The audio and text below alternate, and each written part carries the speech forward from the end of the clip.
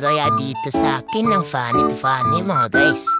At mag-please pa nga siya. Sinabi ko naman sa kanyang no. Kahit gusto ko rin naman kaya in-invite ko na kaagad dito. Sabi naman niyang in-accept.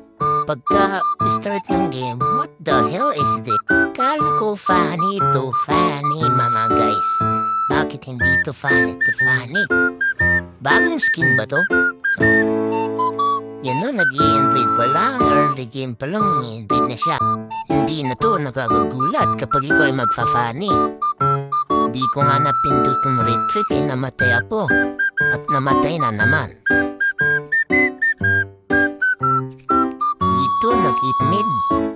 Mukhang nalalalim na siya, kaya puntahan ko kagad. Mukhang makikipagsabayan na siya dito. Kaso malakas yung damage ko kesa sa kanya. Mabibigyan ko siya dito. Kita ko siya dito sa top kaya binigyan ko na naman. Di ko pala lampasin ang pagkakataon. At sabayan pa ng TV. Ito naman siya dito eh, pinuntahan ko na pagad. Di ko pala lampasin ang pagkakataon na magka tipi-tipi. Tipi. Ito naman siya dito. Kaya pupunta nga naman natin at wolf farm pero di gumana yung wolf farm natin. Umobos pa yung ganun ang mangyayari. Hindi yan makakatawa sa atin. Yan, patay. Nakita nga naman siya dito. Puntaan ulit natin para pitasin.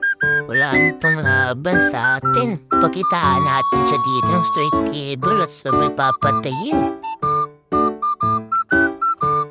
Nasa top pala siya, kaya puntahan natin, ating dalawin. Atay, sorry.